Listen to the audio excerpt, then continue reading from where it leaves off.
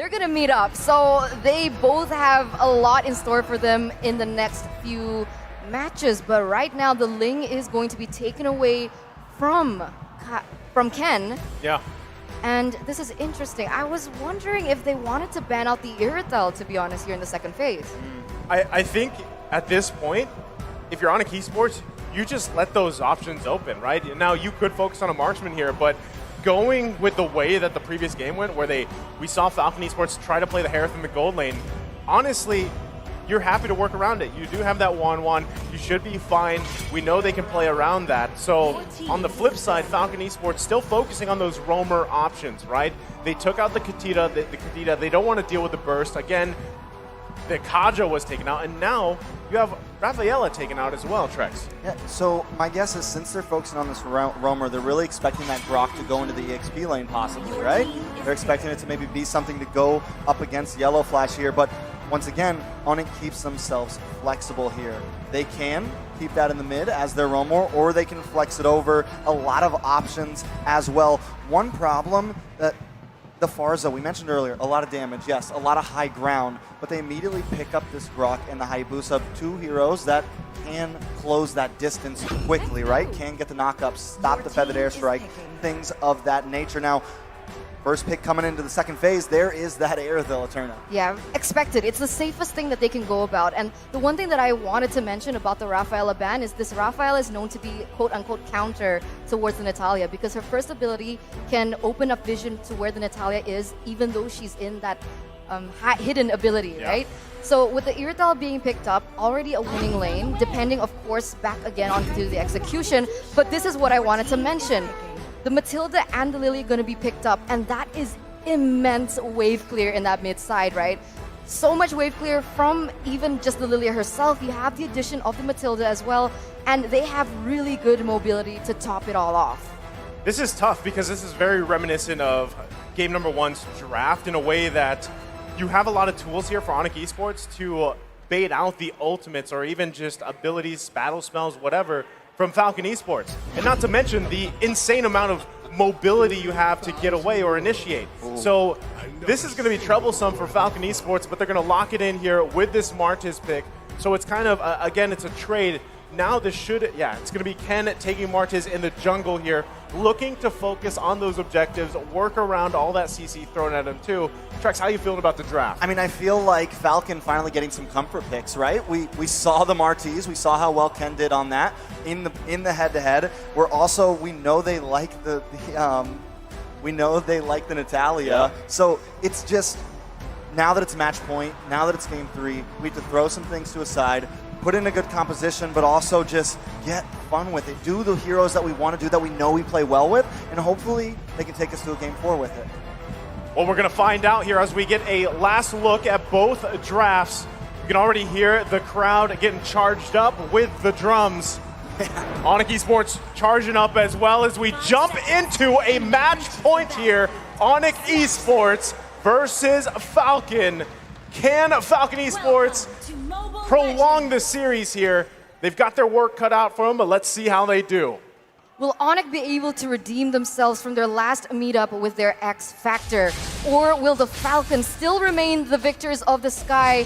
The answer is going to be known here right now. As like we mentioned before, right? The problem is ONIC Esports, they have a really, really good early game, but because Naomi is on the Natalia, they are going to be able to pressure in terms of that damage. I mean, already, right? Look at this. Look how aggressive Kairi is on the Hayabusa, right? He's bobbing and weaving everywhere. Justin, though. The flicker comes in. Kairi goes down. First blood for the first game in 3. Falcon picking that up. Okay, big pickup, right? I was going to go into the point that with this lineup from Falcon Esports specifically, if you can put a chokehold here on Kairi, not allow him to snowball on this Hayabusa, that's the best case scenario for you in step 1. Oh. Blue buff still goes to Kairi. Yeah, he's still able to get that purple buff. So that's a small win for ONIC Esports right now with the amount of pressure that's already been given onto them. But look at this. Naomi still opening up so much vision for his team. And Falcon going to be leading here in this early game. This is tough because if you're Naomi, right, and you're trying to work around pretty much the poke that ONIC Esports has, you do have execute available to you, right? But if you can find picks early on, especially with a high-end dry, this should snowball Falcon Esports. Now, they already got a 1K gold lead. It's still too early in the game, though. But this lead is something that they can utilize and work around with really well, especially in just a couple seconds. First turtle's going to come up here. They should be in a good position. I mean, even for Ken, as he goes and gets his buffs, he just got his purple. You're going to see him transition now. So as long as no one goes down, Kairi doesn't have that level 4 yet. It's safer if he just farms up, gives up that first turtle of the game, and works from there. So Falcon, obviously, in a good position so far early game. Right now, the lanes are important, right? I mean, we mentioned that mid side. Obviously, in that gold lane, the Irithel is going to have a little bit of an edge, especially until CW gets to level 4, which now already is. But now, Falcon going to go pressure Sans here. Most definitely, Feathered Airstrike does come back. Sans, Black Shoes back into it, but this should be the first turtle for the side of Falcon. It is Ken securing it, and as you said, I mean, Kairi didn't, you don't have to force it. Yes, they're a little bit behind, but I think that maybe they feel confident enough to kind of surrender that over. But this time, Falcon is starting to get that snowball factor. We have seen how well Martiz did in the past game when you get a kill early on, and this is what Falcon is going to keep on doing, pressuring in. I think this is, again, best case scenario here. The question earlier was, hold on, Naomi.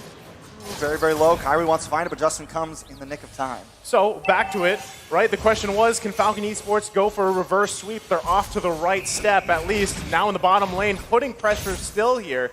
Kiboy, though, to help CW, but Ken might be looking for a play. Comes from the backside, locks on, but in comes Circling Eagle. Kiboy does get onto Ken. Ken has enough CC, though, to stop it. Kiboy forced to flicker away. Justin and Zipex repositioning. Falcon not forcing, but Kairi trying to find a little bit of play in the mid lane. Cannot do it onto Naomi there.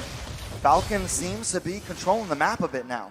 Naomi's having so much fun right now, right? He's been able to do so much for his team, and look at this, once again going in. Finally gonna find it, possibly. Uses the execute. Kairi goes down. That is 0-2 for Kairi. A rough start for ONIC. Well, I mean, again, going back to it, the action's not done yet. Correct. Justin does use that Feathered Airstrike. Ken takes the tower. Kiboy forced to flicker away, and Falcon just continues to pressure in. Wow, 2,800 gold lead here for Falcon here in the 4th minute. And that's a huge amount of gold taken by them. And very expected right now, even the matchup in the EXP lane that Grok should have won, per se. I mean, people like to say, like, Glue has been really overpowered, but Grok is able to just balance things out and even perhaps win that matchup. Even then, Yellow Flash is still dominating in that lane. And that was one of the keys to victory for ONIC Esports. But in the mid side, oh, a lot of damage on Sans there. Sans does use the Black Shoes to save himself. Kairi trying to look for something, but the damage just isn't quite there yet. Does find Justin, actually. Wow. So a nice play. Even at 1-2 and 0, still able to get those kills. Kiboy now trying to force the engage. ONIC just want their purple buff, but Falcon doesn't want to give it over just yet. Boots holding down the front side as Yellow Flash also re-engages, gets the immobilized onto Kiboy. Yellow Flash moving in, trying to get this all onto someone, trying to search. Falcon pushes the blue buff away. Ken picks it up, but Kairi finds Zipex. In comes the crossbow of Tang, but not enough damage onto Yellow Flash just yet. Kiboy looking low, goes down. Ken finds it. Yellow Flash now trying to lock onto Boots here. Boots trying to get away, but just can't. The Decimation comes in, and double kill happens for Ken. That is a 2-for-1 trade over the side of Falcon. 2-for-1 trade, but remember, Kairi didn't have his Retribution up, so perhaps Kairi is going to be able to steal this buff, this turtle away from Ken because he was forced to use it earlier. But look at this, already going in once again. Oh, Naomi's going to get away from that somehow, some way. And with that, this turtle should go to the side of Ken. It does. Kairi forced to go back to base here. This is spicy, right? I mean, Falcon Esports not letting up here, having a nice, comfortable lead. And this time, it's crazy. They're putting the focus on Kairi, making it hard for him, but still, he's managed to pick up 2 kills, right? But objectively, gold-wise and economy, Ken's got control. He's even working on that orange buff now. Going to be able to grab that and still move around here. So Falcon Esports not letting up. Great position for this game here. And even, I mean, looking into these later team fights, ONIC Esports really has to find their moments correctly, right? And that is going to be either on Boots here, or even if they can, bait out some ultimates using Sans Lilia with those Black Shoes and get out of there with Kiboy, with that guiding wind. If they can, that could set themselves up, even despite that gold lead that Falcon Esports has. This is the problem, right? Because when we're looking at the emblems, the Grok is actually Weapon Master, so he's definitely building for damage. And if he is building for damage, ONIC Esports, they don't necessarily have someone to be able to soak in that initial damage that Falcon already has. I mean, look at this. Nobody is able to stop that aggression coming in from Falcon. What I will say, though, is ONIC is still trying to make some of these fights happen, and as we're talking about it, that airstrike comes down, CW goes down as well. Ken with the decimation on to Kiboy. That's a killing spree, ladies and gentlemen. Ken is on a roll, 3-0-1. Solid choice, right? Falcon Esports, they know that they have this lead, right? They can punish ONIC Esports where they want. And it's good that you pointed out, you know, it's a Weapon Master here emblem on boots. Naomi, though, just going to say hi to Kairi and goes back. But still, map control in favor for Falcon Esports. Now, the thing is Weapon Mastery Grok, right? We've seen both side lane Groks, either high and dry Weapon Mastery. What works better? That's up to the team here. But now the onslaught in the mid lane, it might be Boots looking for a setup. CW is going to be able to get that crossbow of Tang. Down goes Ken. Tries to lock onto Zipex. Does not get the finish, though, but still, it's a 1-for-0 trade. And even though ONIC is back 3K gold, they're still taking these fights. They still are confident in their composition and their team skirmishes. They need to be careful, right? Because as long as Zipex is still up and about, he already has Berserker Fury for all they care, right? So the penetration is there. You can feel the critical damage starting to hit as well. And that was perfectly timed before they went in for that team fight in that top side where CW got taken down. And if they keep this up, Falcon gonna have a better chance at snowballing into that late game, despite Boots being Weapon Master. And he also scales, but him compared to Zipex in the grand scheme of things, definitely Zipex is going to win it out. I mean, all Boots has to do is get one Holy Mary wild charge, right? If he can find that, and especially if he finds Zipex, that's going to be crucial here because that's the target, right? Naomi 2 is something that they have to worry about, but now... Oh, Ken taking a lot of damage. Crossbow of Tang does finish it off. Justin trying to find something here, uses that. Oh my god! Justin and Zipex annihilated with a beautiful wild charge. Boots will pay the price, but what a trade. This is going to give them a bit of advantage over this Lord. Falcon forced to readjust here. Can I just say, that's what he had to do. He did it. Most definitely, but now Yellow Flash maybe trying to salvage something, but he's all alone against the world right now. Kairi, the Sky King, gonna be able to find this Lord as Falcon needs to think about it, but it's still not over yet, Eterna. Wow, beautiful, beautiful, beautiful. It's crazy, right? Because usually when we're casting, it's the caster curse, but this is the exact opposite. Nice was like, this is what he needs, they get it, and the trade was so worth it, right? 1 for 2. Zipex being one of them, that's the only thing that Boots needs to do right now.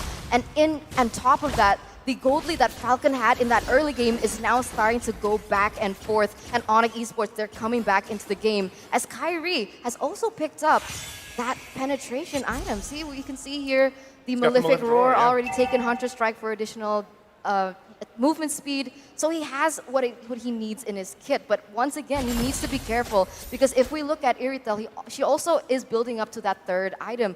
Berserker Fury already, Wind Talker as well, attack speed, crit, so scary. You need to be able to take him out if ONIC Esports wants to stay relevant in this game. You know what's going to be scary is when we see Boots get that BOD, right? He's almost to that Blade of Despair. As I said it, I'm on fire here. He picks it up, and also, you've also got that Wind of Nature available to you. So you can see just how confident ONIC Esports here in looking for picks, looking for team fights. Now it's them that want to force these fights. Again, just minutes ago, Falcon Esports had what, a 3K, 4K gold lead at some point. ONIC Esports completely flipping it around, and now they're in the driver's seat of this game. And this is bad. Zipex will go down. Kairi finds it.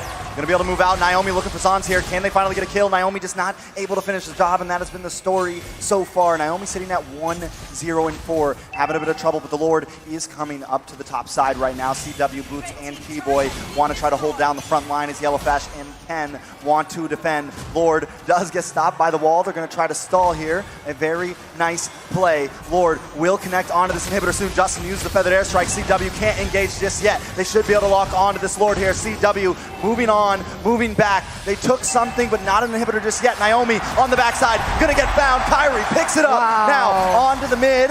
They decide to possibly push here, but I think they're gonna readjust, eat up the jungle, and wait for Falcon to come out. Man, and just like that, I mean, again, it's a tough situation for Falcon Esports to be in here. ONIC Esports still putting the pressure in the mid side. They might be looking to end the game here, but still, the defense from Falcon. Hold on, here comes Kairi. Suns also holding the line. CW does not want to let up. They want to move on to these towers more and more. They want to keep the pressure here. ONIC moving back onto this orange buff, maybe wanting to wait because Lord comes up in 20 seconds, and Falcon may not be able to contest for it, but I feel like at this point, they have to. This could be do or die for Falcon. It's match point and Lord up. Will they try to steal it? You're right.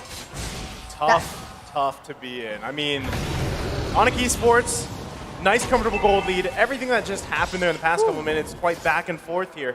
Can Falcon Esports actually still contest this Lord?